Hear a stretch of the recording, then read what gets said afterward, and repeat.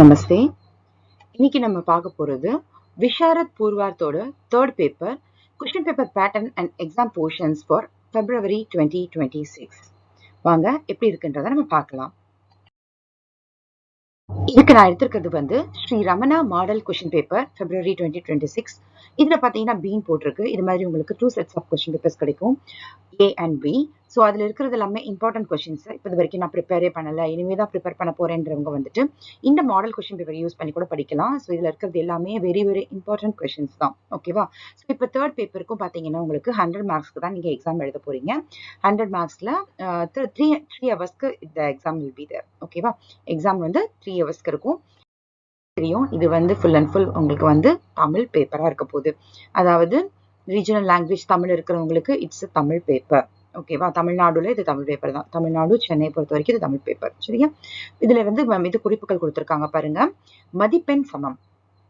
ஏதேனும் ஒரு பிரிவில் 2 வினாக்களுக்கும் மற்றொரு பிரிவில் 3 வினாக்களுக்குமாக மொத்தம் 5 வினாக்களுக்கு விடை தருக. அதாவது மதிப்பெண் சமம்னு சொல்லிட்டாங்க, 5 வினாக்களுக்கு ஆன்சர் பண்ணணும்னு சொல்லியிருக்காங்க. ஸோ ஒரு கொஸ்டினுக்கு 20 மார்க்ஸ்.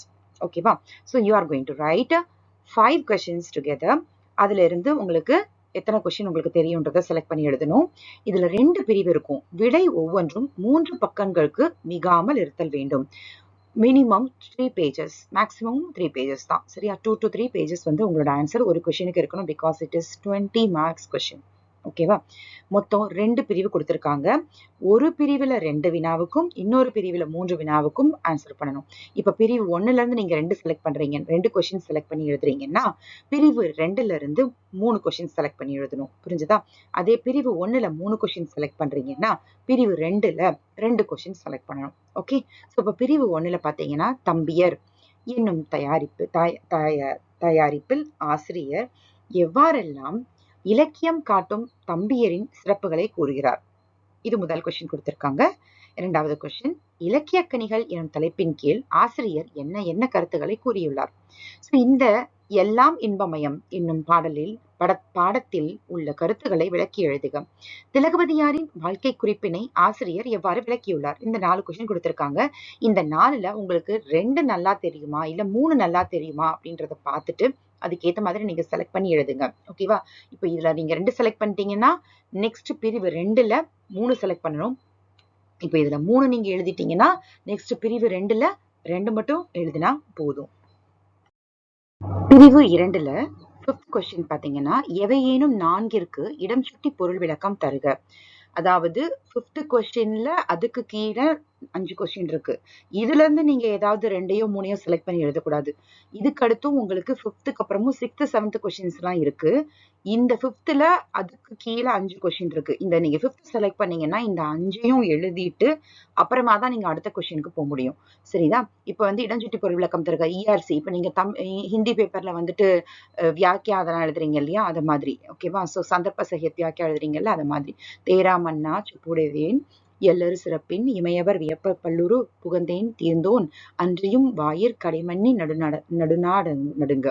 இது வந்து எதுல இருந்து கொடுத்திருக்காங்க என்ன அந்த டீட்டெயில் அது எல்லாத்தையுமே நீங்க எழுதணும். ஸோ இந்த 5க்குமே நீங்க எழுதினாதான் உங்களுக்கு வந்து 20 மார்க்ஸ் கிடைக்கும். ஒரு கொஸ்டினுக்கு 4 மார்க்ஸ். புரியுதா? ஸோ இப்போ நீங்க இந்த 5th ஒன் நீங்க எழுதணும்னு செலக்ட் பண்ணிட்டீங்கன்னா இந்த 5 கொஸ்டினுக்கும் ஆன்சர் பண்ணணும்.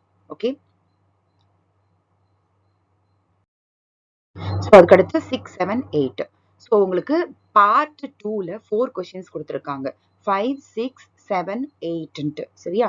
ஸோ இப்போ நீங்க 5 செலக்ட் பண்ணீங்கன்னா அந்த 5ல இருக்கிற 4 கொஸ்டினையும் நீங்க எழுதணும், 5 கொஸ்டினையும் நீங்க எழுதணும். அதுக்கப்புறம் நீங்க வந்து செகண்ட் பார்ட்ல 3 கொஸ்டின் எழுத போறீங்கன்னா இதுல இருந்து ஏதாவது 2 செலக்ட் பண்ணணும். இல்ல செகண்ட் பார்ட்ல நீங்க ஒரு கொஸ்டின் தான் 2 கொஸ்டின் தான் எழுதுறீங்க அப்படின்னா இதுல இருந்து ஏதாவது ஒரு கொஸ்டினை செலக்ட் பண்ணலாம். இல்ல உங்களுக்கு வந்து அந்த 5th கொஸ்டின் எழுதுறது கஷ்டமா இருக்கும் அப்படின்ற மாதிரி ஃபீல் பண்ணீங்கன்னா இந்த 6, 7, 8லயே ஏதாவது 2யோ இல்ல 3யோ நீங்க செலக்ட் பண்ணி எழுதுறது நல்லது. சரியா? இதுல கொடுத்திருக்கிறது எல்லாமே இம்பார்ட்டன்ட் கொஸ்டின்ஸ் தான். எக்ஸ்ட்ராவா இந்த சருகு பாடலின் கருத்துக்கள் யாவை முக்குடர் பள்ளு தொகுத்து எழுதுக. இந்த 2மே வந்து இம்பார்ட்டன்ட் கொஸ்டின்ஸ். இது போக இந்த இப்போ கொடுத்திருக்கிற இந்த பாரத சமுதாயம் எனும் கவிதையில் பாரதியார் நம் பாரதத்தின் பெருமையை எவ்வாறு வர்ணிக்கிறார். அந்த கொஸ்டின். சிலப்பதிகாரத்தில் கண்ணகி பாண்டியன் சபையில் வழக்குரைத்த நிகழ்வை எழுதுக. குற்றால குறவஞ்சியில் சிங்கன் சிங்கின் உரையாடலை தொகுத்து எழுதுக. இது எல்லாமே இம்பார்ட்டன்ட் கொஸ்டின்ஸ் தான். அது போகவும் இந்த எக்ஸ்ட்ரான்னு கொடுத்திருக்கிற கொஸ்டினையும் இப்போ மெமரி பண்ணிக்கிட்டீங்கன்னா உங்களுக்கு வந்து ஈஸியா இருக்கும் அப்படிங்கிறதுக்காக இந்த எக்ஸ்ட்ரா கொஸ்டின் கொடுத்திருக்கு. ஸோ இதெல்லாமே இம்பார்ட்டன்ட் கொஸ்டின்ஸ் தான். சரியா? தன்யவாத். இப்போ இது வந்து உங்களுக்கு தமிழ் ரீஜனல் லாங்குவேஜ் அடுத்து இருக்கிறவங்க, அதாவது தமிழ்நாடு சென்னையில் இருக்கிறவங்களுக்கான Visharad பூர்வாத்து third paper Tamil paper, full and full Tamil paper தான். 100 மார்க்ஸ்க்கும் நீங்கள் தமிழ் தான் எழுத போறீங்க. இப்படி தான் உங்களோட பேப்பர் இருக்கும். இது இல்லாமல் ஈஸி லாங்குவேஜ் செலக்ட் பண்ணியிருக்கீங்க அப்படின்னா உங்களுக்கு வந்து ஈஸி தமிழ் இருக்கும். ஓகேவா? ஸோ அந்த பேப்பர் நான் அப்புறமா உங்களுக்கு நான் அப்லோட் பண்ணுறேன். இது வந்து ஹார்ட் பேப்பர் செலக்ட் பண்ணவங்களுக்காக. Okay, prepare well for your exam. Do your exam very well. நல்லா படிச்சுட்டு போங்க. எக்ஸாமுக்கு ரொம்ப ஓவரா டைம் எடுத்து எழுதாமல் கடகடன் ஃபாஸ்ட்டாக ஃபினிஷ் பண்ணிட்டு செக் பண்ணீங்கன்னா இன்னும் கொஞ்சம் நல்லா உங்களுக்கு மார்க் ஸ்கோரிங்க்கு பெனிஃபிட்டாக இருக்கும். धन्यवाद।